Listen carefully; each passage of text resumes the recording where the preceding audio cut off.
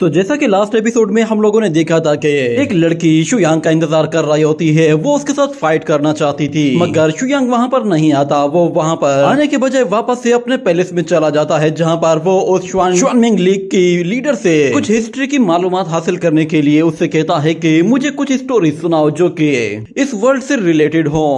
वो लड़की उसे बताती है कि यहाँ पर कुल मिलाकर 9 रियलम्स हैं। उनमें से फर्स्ट रियलम तो ऐसा है कि जो बिल्कुल एक फेरी लैंड की तरह है, जहाँ पे काउंटलेस रिसोर्सेज मौजूद हैं। और दूसरी तरफ हमें दिखाया जाता है कि ब्रदर बुफेन उसका पीछा करते करते अचानक से उस लड़की के पास आ पहुंचता है। तो वो लड़की उससे आते साथ ही फाइट शुरू कर देती है, मगर ब्रदर बुफेन उसे देखते ही पहचान जाता है कि ये तो उसकी सीनियर सिस्टर है। और यहाँ पर हमें पता चलता है कि इस लड़की की टियानलान सेक्ट में एक बहुत ही लंबी हिस्ट्री है, मगर ब्रदर बुफेन ही इसके बारे में सबसे ज्यादा जानता है। और दूसरी तरफ वो लड़की शुयांग का मुकाबला करना चाहती थी। ऐसा लग रहा था कि शायद उसके मास्टर ने उसे शुयांग की वजह से ही छोड़ा था और अब वो शुयांग से बदला लेना चाहती थी। इसके लिए वो बुफेन से वो लोकेटर डिवाइस लेकर फौरन से वहां से दूर चली जाती है। और अगले सीन में हमें दिखाया जाता है कि शुयांग अभी भी उसी लड़की से कहानियां सुन रहा होता है। वो शुयांग को बताती है कि मैंने एल्डर यू ली के बारे में सुना है, जो कि चेंगमिंग इमोर्टल रियलम में रहते हैं। उन्हें कुछ ऐसे डिसाइपल्स की जरूरत थी कि जो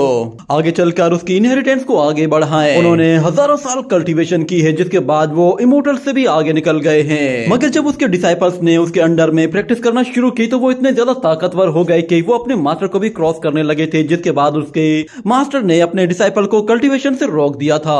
आपको क्या लगता है कि उसके मास्टर ने ये ठीक किया था या नहीं? मगर वो शुयांग की तरफ देखती है कि वो कोई भी जवाब नहीं दे रहा। पहले तो उसे लगा कि शायद वो सो गया है, मगर फिर वो उससे कहती है कि मास्टर आप बहुत ही ज्यादा टाइम से मेरी स्टोरी सुन रहे हैं, लगता है कि शायद आप थक गए हैं। आप क्या कहते हैं, क्या यहाँ पे हमें एक ब्रेक लेना चाहिए या फिर आप इस स्टोरी को आगे कंटिन्यू करना चाहते हैं? तो शुयांग कहता है कि आगे कंटिन्यू करो।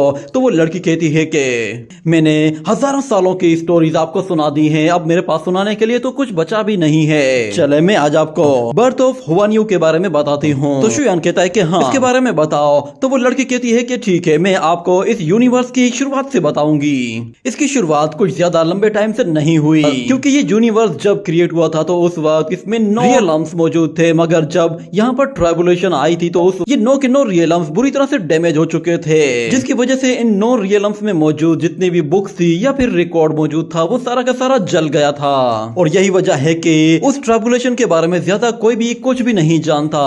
मगर मुझे इतना मालूम है कि वो ट्राइबुलेशन लाइटनिंग एक सेक्ट की वजह से यहाँ पर आई थी, और उस सेक्ट को शायद टियानलान सेक्ट कहते हैं। ये सुनकर शुयांग बिल्कुल हैरान से रह जाता है, क्योंकि ये तो उसके ही सेक्ट का नाम है। मगर वो लड़की कहती है कि स्काई ब्लू सेक्ट के नाम के बहुत सारे सेक्ट मौजूद हैं, पता नहीं ये कौन से वाले स्काई ब्लू सेक्ट की बात हो रही है। और मुझे ये वाकई में कंफर्म नहीं है कि उसे वाकई में स्काई ब्लू टियानलान सेक्ट कहते हैं या फिर उसका नाम कुछ और है। शायद वो इससे थोड़ा सा मिलता जुलता नाम होगा, मगर क्योंकि हमारे पास कोई रिकॉर्ड मौजूद नहीं तो इसलिए ये बातें सिर्फ बातें ही रह गई हैं। इनके बारे में कोई भी कंफर्मेशन मौजूद नहीं है। और ऊपर से इस ट्राइबुलेशन लाइटनिंग में जो भी इन्वॉल्व था वो सब के सब मारे गए हैं। कोई भी ऐसा शख्स नहीं बचा कि जिसने अपनी आंखों से उस ट्राइबुलेशन को देखा हो और बाद में किसी को बताया हो। और फिर अगले सीन में हमें दोबारा से उसी सीनियर लड़की को दिखाया जाता है। वो टियानलान सेक्ट के बिल्कुल गेट के सामने आ खड़ी थी। उस गेट के ऊपर सेक्ट का नाम लिखा हुआ था, जिसे देखकर वो कहती है कि ये सच में बिल्कुल बेकार सेक्ट है, इसे खत्म हो जाना चाहिए। ये कहते हुए वो आहिस्ता आहिस्ता आगे बढ़ने लगती है और हमें दिखाया जाता है कि उसके पैरों के नीचे इतना प्रेशर बन रहा होता है कि जमीन पर निशान बन रहे होते हैं। मगर अचानक से वहां पर एक डिसाइपल आकर गिरता है, जिसकी वजह से वो लड़की वहीं पर ही रुक जाती है। और हमें फिर वहां पर जोंग को दिखाया जाता है। उसे देखते ही वो डिसाइपल फौरन से उस लड़की के पैरों से लिपट जाता है और कहता है कि सीनियर प्लीज मुझे बचा लो, ये मुझे मार देगा। और जोंग फिर उस लड़के से कहता है कि भले ही हमारे टियानलान सेक्ट में बहुत कम लोग हैं, मगर उसके बावजूद भी हम तुम्हें एक्सेप्ट नहीं कर सकते, क्योंकि तुम्हारा हार्ट वो प्योर नहीं है। ये कहते ही वो फौरन से अपनी एक पिल बाहर निकालता है। और दूसरी तरफ वो लड़का फिर उस लड़की से कहता है कि सीनियर प्लीज मुझे बचा लो। मगर वो सीनियर लड़की तो उसे एक जोर से लात मार मारकर हवा में ऊपर उछालती है और ऊपर एक जोरदार धमाका होता है जिससे वो लड़का तो चारों शाने चित हो जाता है। और दूसरी तरफ जोंग बिल्कुल हैरान खड़ा होता है और वो कहता है कि इस लड़की का एक्शन तो सच में लाजवाब था। इसने अपनी फोर्स को बिल्कुल कंट्रोल के साथ यूज किया है। ये लड़की जरूर एल्केमी में बिल्कुल जीनियस होनी चाहिए। वो फौरन से उसके पास जाता है और कहता है कि एक्सक्यूज मी मैडम, लगता है शायद आपको मैंने डरा दिया है, मगर मैं आपको अपना इंट्रोडक्शन करवाता हूँ। मेरा नाम जोंग है। लगता है कि शायद आप यहाँ पर टैनलैंड सेट को ज्वाइन करने के लिए आई हैं। अगर ऐसा ही है तो फिर आप मेरे साथ आ जाइए, आपको मैं एल्केमी स्किल्स सिखाऊंगा।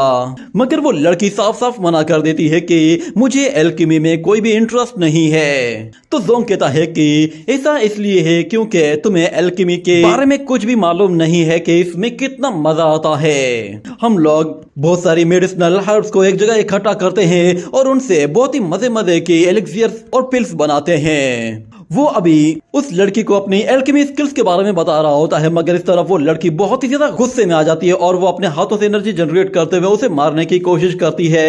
इतने में अचानक वहां पर दो छोटे बच्चे आ जाते हैं जिन्हें देखकर वो लड़की बिल्कुल हैरान सी रह जाती है।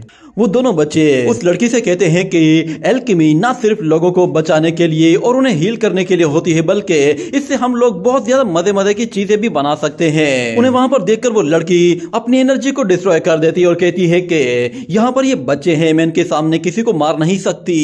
और फिर वो लड़का कहता है कि चलो मैं तुम्हें दिखाता हूँ कि हम लोग कैसे मजे करते हैं। ये कहते ही वो एक जोरदार अटैक करता है और हमें दिखाया जाता है कि उसने अपनी एनर्जी के जरिए वहां पर कुछ अजीब से पेट्स क्रिएट कर लिए थे जो कि स्पिरिचुअल पेट्स थे। और वो दोनों ही बच्चे फिर उस लड़की के पास आकर कहते हैं कि सिस्टर, आपने देखा, क्या ये आपको इंटरेस्टिंग नहीं लग रहा? ये कहते ही वो दोनों ही उसका हाथ पकड़कर उससे कहते हैं कि आप हमारे साथ चलिए, हम आपको बहुत ही मजे मजे की स्किल्स सिखाएंगे।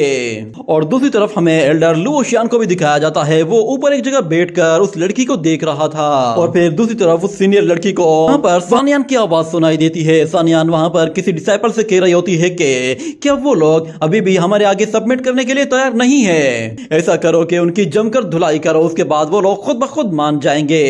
मगर वो डिसाइपल कहता है कि ये सारे ट्रेजर तो हमारे हैं। यहाँ पर ये सारी बातें सुनने के बाद वो लड़की कहती है कि अच्छा, तो ये लोग यहाँ पर जबरदस्ती हर एक को अपना गुलाम बना रहे हैं। और इस तरफ वो लोग सानियान के आगे गिड़गिड़ाते हैं कि हमारे पास कुछ भी नहीं बचा, प्लीज हमें थोड़ी सी मदद चाहिए। ये सुनकर उस लड़की को बहुत ज्यादा गुस्सा आता है और वो कहती है कि ये लोग इन मामूली डिसाइपल्स को लूट रहे हैं। और वो अपने आसपास देखती है तो हर जगह उसे कोई ना कोई बंदा नजर आ रहा होता है, जिस पर वो कहती है कि यहाँ पर बहुत सारे डिसाइपल्स मौजूद हैं। जिसके बाद सानियान उन लोगों को कुछ ट्रेजर्स देते हुए कहती है कि ये तुम लोग रख लो, इससे तुम बाकी लोगों की भी मदद कर सकते हो। तुम लोग थोड़ा सा इंतजार कर लो, हम लोग तुम्हारे क्लान को बहुत जल्दी कॉन्कर कर लेंगे। उसके बाद फिर तुम सब लोगों को एक जितने ही पैसे मिला करेंगे और वो हिनजोंग क्लान तुम्हारे आगे खुद आकर माफी मांगेगा।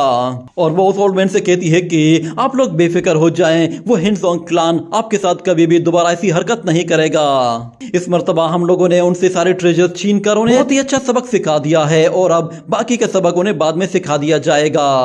मगर वो लोग वहां पर उस लड़की को देखते हैं तो वो लोग उसके पैरों पर गिर जाते हैं और कहते हैं कि सीनियर, प्लीज हमें माफ कर दीजिए, हमने जो कुछ भी किया है उसके लिए हम आपसे माफी मांगते हैं। उस लड़की को वहां पर देखकर सानियान भी हैरान हो जाती है और बाकी लोग भी वहां से डर के मारे भागना शुरू कर देते हैं। मगर अचानक वहां पर वो दोनों छोटे बच्चे आते हैं और वो सानियान से कहते हैं कि सीनियर सिस्टर, ये हमारी न्यू डिसाइपल है, ये दिल की बहुत ही ज्यादा अच्छी है। जब इसने हमें एक छोटी सी प्रॉब्लम में देखा था तो इसने फौरन से हमारी मदद की थी।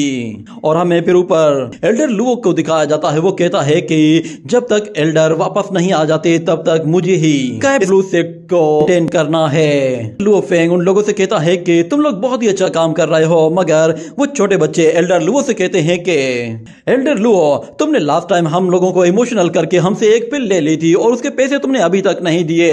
तो एल्डर लुओ कहता है कि अच्छा, मुझे तो कुछ याद नहीं। ये कहते ही वो एक एनर्जी लाइटनिंग अटैक करता है जो कि उन लोगों के बिल्कुल पास से होते हुए गुजरता है और एक कॉल्ड्रॉन पर जाकर हिट करता है जिससे उसके अंदर आग लग जाती है। और एल्डर लुओ फेंग फौरन से उस लड़की के सामने आ जाता है और उससे कहता है कि तुम्हारे स्किल्स सच में बहुत ही ज्यादा लाजवाब हैं। तुम्हारी बॉडी को देखकर लग रहा है कि तुम भी काफी हाई लेवल की मास्टर हो।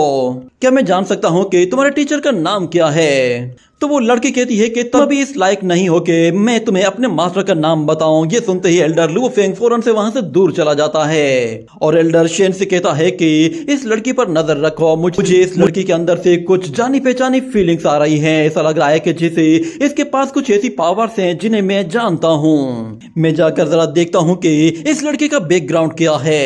तो एल्डर शेन कहता है कि हाँ, मास्टर इस वक्त यहाँ पे मौजूद नहीं है। ऊपर से वो दोनों बच्चे उस लड़की को बिल्कुल भी नहीं जानते। उन लोगों के पास बिल्कुल भी कोई क्लू नहीं है कि ये लड़की कौन है। हमें समझदारी से काम लेना चाहिए। अगले सीन में हमें दिखाया जाता है कि वो दोनों बच्चे एक कोल्ड्रोन के अंदर किसी चीज को रिफाइन कर रहे होते हैं और वो सीनियर लड़की उन बच्चों को देखकर कहती है कि तुम लोग तो एक एंशिएंट टाइम की एल्केमी को यूज कर रहे हो।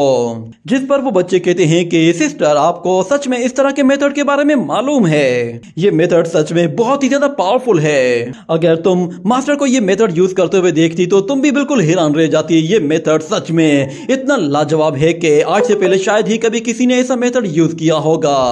इससे एक परफेक्ट पिल बनती है और अगर तुम हमारे मास्टर से मिल पाती तो शायद तुम्हें उनसे बहुत कुछ सीखने का मौका मिलता, मगर बदकिस्मती से वो इस वक्त बाहर कहीं गए हुए हैं, इसीलिए तुम अभी उनसे नहीं मिल पाओगी। ये सुनकर वो लड़की कहती है कि तुम्हारा मास्टर कौन है? और फिर एक सीन के बाद हमें दूसरे सीन में दिखाया जाता है कि वो लड़की वहां पे पड़ी हुई लकड़ी का एक छोटा सा टुकड़ा उठाकर उस एल्केमी के नीचे डाल देती है, जिस पर वहां पे मौजूद छोटी लड़की देखकर हैरान हो जाती है और कहती है कि आपने ये क्या किया? वो असल में एक फायर ट्री की रूट थी जिससे आग लग जाएगी। देखते ही देखते उस रूट में जैसे ही आग लगती है तो वहां पर एक जोरदार धमाका हो जाता है, मगर वो लड़की उस फायर को बहुत ही आसानी से कंट्रोल कर लेती है और कहती है कि एक दिन ऐसा आएगा कि जब मैं पूरे के पूरे टियानलान सेक्ट को ऐसे ही आग लगाकर पूरी तरह से भस्म कर दूंगी। और ऊपर से वो दोनों बच्चे उस लड़की से कह रहे होते हैं कि सिस्टर, आप ठीक तो है ना? आपको कुछ हुआ तो नहीं? मगर अचानक से फिर वहां पर लिंगशु पहुंच जाती है और वो उस आग को फौरन से आकर बुझा देती है और कहती है कि तुम लोग ठीक तो हो ना? ऊपर से वो उस लड़की को देखती है तो वो उसे देखकर काफी सरप्राइज होती है और कहती है, क्या तुम न्यू डिसाइपल हो? लगता है कि शायद तुम अपनी पावर्स के जरिए फायर को कंट्रोल कर सकती हो। सच में तुम भी तो बिल्कुल हमारे ही जैसी हो। लड़की फिर लिंगशु से कहती है कि तुम कौन हो? तो लिंगशु बताती है कि मैं टियानलान सेक्ट की हेड हूँ। चलो आ जाओ, तुम हमारे साथ बैठकर खाना खाओ, आज मैं स्पेशली कुक करने वाली हूँ। ये सुनकर वो लड़की हैरान हो जाती है कि टियानलान सेक्ट की हेड वो खुद अपने हाथों से खाना बनाएगी। इतने में उसे ब्रदर बुफेन दिखाई देता है जो कि उसे हाथ का इशारा करते हुए कहता है कि सीनियर सिस्टर, प्लीज आ जाओ, हमारे साथ बैठकर खाना खाओ। ये देखकर उस लड़की को बिल्कुल अपने घर जैसा फील होने लगता है और वो उन लोगों के साथ खाना खाने के लिए चली जाती है, मगर अचानक उसे अपने इरादे याद आते हैं, जिस पर वो कहती है कि चलो कुछ भी हो, मैं तुम लोगों को आखिर में मार कर ही जाऊंगी। अगले सीन में हमें दिखाया जाता है कि वो सब लोग खाने के टेबल पर बैठे हुए होते हैं और वो लड़की उन सबको वहां पर देखकर कहती है कि ये सब लोग यहाँ पर मौजूद हैं, मैंने अभी तक इन्हें मारा क्यों नहीं? वो सब लोग एक दूसरे को खाना खाने के लिए कह रहे होते हैं, जिस पर वो लड़की भी हैरान होती है कि ये लोग खाना खुद क्यों नहीं खा रहे। और फिर लिंगशु कहती है कि लोग अपना इंतजार किस बात का कर रहे हो? आज मैंने स्पेशल डिश बनाई है। ये कहते ही वो कुछ नई डिश के टुकड़े उठाकर उस लड़की को देती है और सब लोग उस नई लड़की को देख रहे होते हैं कि ये इस न्यू डिश को कैसे खा रही है। और फिर वो सीनियर लड़की कहती है कि लगता है कि शायद सब लोग यहाँ पर नहीं आए, अभी भी कुछ लोग मिसिंग हैं। जैसे ही सब लोग यहाँ पर इकट्ठे हो जाएंगे मैं एक साथ ही सब लोगों को मारूंगी, इस तरह मुझे ज्यादा मेहनत नहीं करनी पड़ेगी। इतना कहने के बाद अचानक उसे अपने पेट में कुछ फील होता है और जो चीज उसके मुंह में रह गई थी वो अभी भी उसे जबरदस्ती चबा चबा कर खाने की कोशिश कर रही थी, मगर उससे वो चीज निगली नहीं जा रही थी। इसी के साथ ही ये एपिसोड यहीं पर ही एंड हो जाता है।